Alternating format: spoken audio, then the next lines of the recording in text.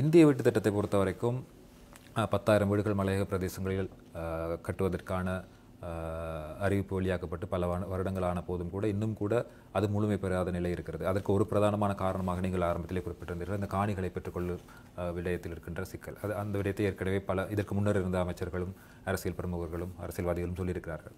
இது தாண்டி வேறு ஏதேனும் பிரச்சனைகள் இருக்கிறதா? நீங்கள் பதவியேற்றிருக்கின்ற அதே அமைச்சுக்கான பிரதி அமைச்சராக பதவியேற்றிருக்கின்றீர்கள். இந்த விடயத்தில் நீங்கள் ஏதேனும் ஆய்வுகளை மேற்கொண்டீர்களா?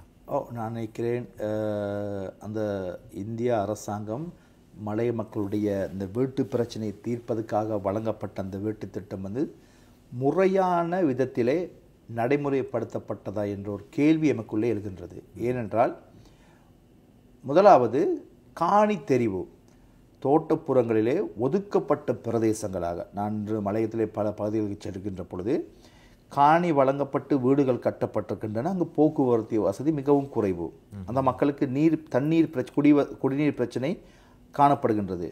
எனவே இவர்களுடைய இந்த காணி தெரிவிலேயே தோட்ட நிர்வாகம், அதாவது ஒதுக்கப்பட்ட பிரதேசங்களை தான் இந்த மக்களுக்கு வீடு கட்டுவதற்கு காணிகளை வழங்கியிருக்கிறார்கள்.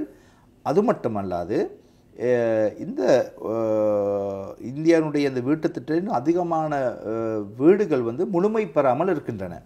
சில இடங்களிலே அத்திவாரம் மாத்திரமே போடப்பட்டிருக்கு, சில சுவர்கள் எழுப்பப்பட்டு கூரை வரைக்கும் சென்று அப்படியே நிறுத்தப்பட்டிருக்கின்றது. நாங்கள் விசேடமாக இது தொடர்பாக ஆராய்வதற்கான ஒரு குழுவை நியமித்து ஏன் இந்த வீட்டு திட்டம் இடையிலே நிறுத்தப்பட்டிருக்கின்றது, இதற்கான காரணத்தை அறிந்து அதை முழுமை பெறுவதற்கான நடவடிக்கைகளை நாங்கள் எடுத்திருக்கிறோம். அது மட்டுமல்லாது இந்த பயனாளிகளுக்கு வீடுகளை வழங்குகின்ற பொழுது எந்த அடிப்படையிலே நாங்கள் பயனாளிகளை தெரிவு செய்கின்றோம் என்ற குழப்ப நிலையும் இருக்கின்றது.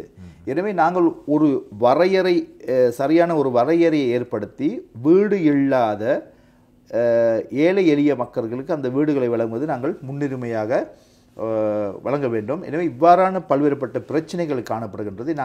நாங்கள் இந்தியாவுடைய தூதரவரோடும் இது சம்பந்தமாக பேசியிருக்கிறோம். எனவே எதிர்வரும் காலத்திலே இது நிவர்த்தி செய்யப்பட்டு மிக விரைவாக கட்டி முடிக்காத வீடுகள் கட்டப்பட்டு அந்த மக்களுக்கு வழங்கப்படும்.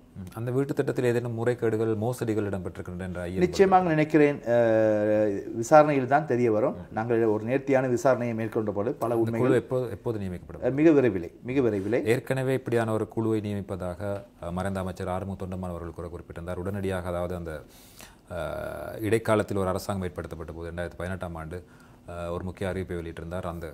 அதற்கு முந்தைய அரசாங்கத்தின் ஊடாக அமல்படுத்தப்பட்ட இந்த வேலை திட்டத்தில் முறைகேடுகள் இருப்பதாகவும், முக்கியமாக நீங்கள் குறிப்பிட்டது போல பயனாளிகள் தெரிவு விடயத்தில் கட்சி சார்பாக செயற்பட்டதாகவும் தெரிவித்து அது சம்பந்தமாக ஆராய்வதற்கு ஒரு குழுவை நியமிக்கவிருப்பதாக சொல்லியிருந்தார். ஆனால் அதற்கு பிறகு அந்த குழுவுக்கு என்ன ஆனது என்ற அந்த அரசாங்கமே கலைந்து சிக்கலான ஒரு விடயமாக மாறியிருந்தது.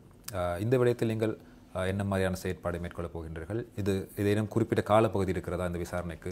மிக விரைவிலே, அதாவது விசாரணைக்கென்று அதிக காலத்தை நாங்கள் எடுத்துக்கொள்ள முடியாது. ஏனால் அந்த கட்டப்பட்ட வீடு உடனடியாக மக்களுக்கு வழங்கப்பட வேண்டும். அதற்காக மிக குறுகிய ஒரு விசாரணையை குறுகிய காலத்திலே அந்த விசாரணையை நாங்கள் செய்து அந்த பயனாளிகளுக்கு கொடுப்பதற்கான ஏற்பாடுகளை செய்வோம்.